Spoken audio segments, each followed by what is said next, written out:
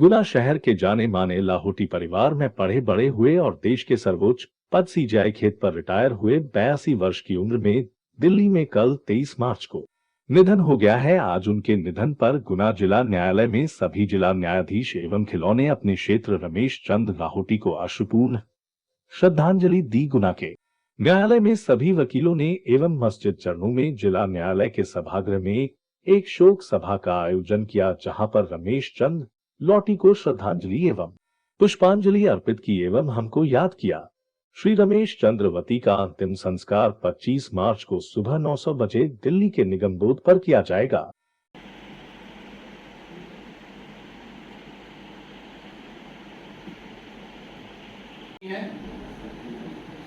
मेरा अपना विचार है, मैं अपना विचार रखता हूं कि 3 दिन की शोक सभा रखी जाए। हमारे अभिभाषक इसमें अगर सहमत हो तो अपनी सहमति दें और उनको उस कंडोलेंस को रेगुलर 3 दिन रखा जाए। सहमत हैं कि आप सभी सहमत हैं? माननीय जिला सत्र न्यायाधीश महोदय से मैं ऐसा निवेदन करूंगा कि हमारी भावनाओं का ध्यान रखें और सहयोग प्रदान करें। उनका बहुत बड़ा पूरा परिवार है, उस परिवार से कहीं ना कहीं से मैं जुड़ा हुआ हूं।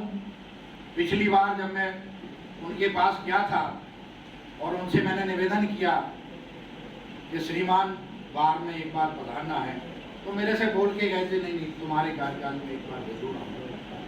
उनके विचार ऐसे थे कि अगर वो 3 घंटे भी बोलें तो भी कम पड़ते थे और पिन ड्रॉप साइलेंट उनकी सभा रहती थी। कहने को बहुत कुछ है।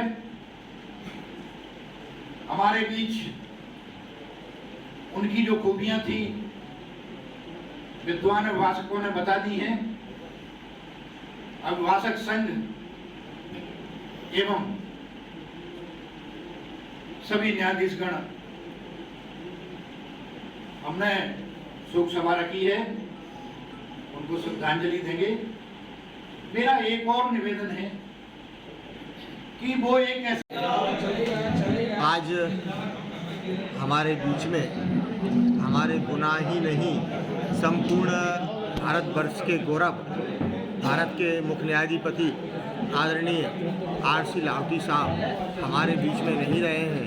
उनका कल लगभग 4 बजे निधन दिल्ली में हो गया है।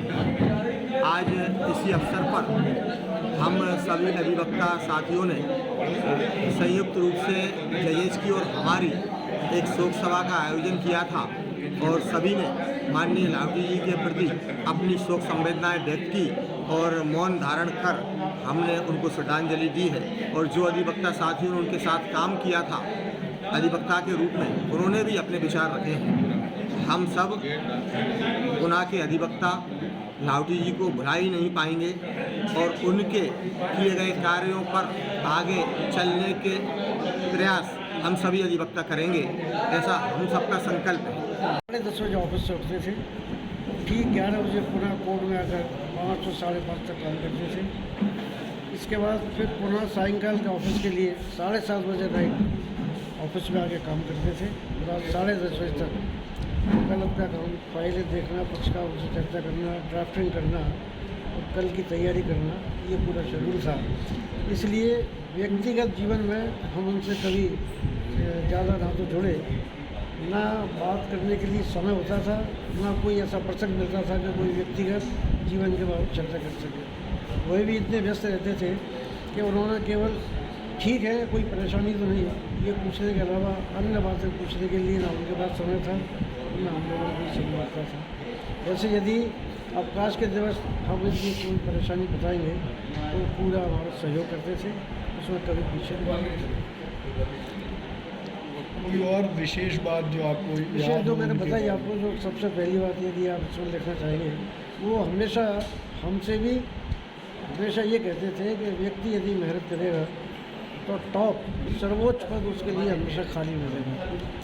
इसी सिद्धांत को दृष्टिगत रखते हुए उन्होंने भी अपने वकालत के क्षेत्र में बहुत अच्छे ढंग से काम किया और जो उनकी विचारधारा प्रारंभ से थी उसी विचारधारा को दृष्टिगत रखते हुए अपनी मेहनत, लगन, ईमानदारी और अपनी स्वयं की योग्यता से सर्वोच्च पद पर पदस्थ हुए और उन्होंने न केवल गुनाहगार का तो नहीं किया ही, बल्कि देश में भी उनका नाम ऐसा है जो हमेशा यादगार के रूप में जाता है।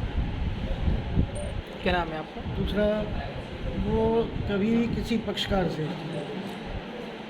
जैसा कि आजकल देखने में आता है, उन्होंने पक्षकार से एक बार जो चर्चा कर ली, उसके बाद दोबारा कभी किसी भी तरह की कोई बार्गेनिंग करना उन्होंने कभी नहीं सीखा था, न हमको सिखाया था। ईमानदारी से काम करना था।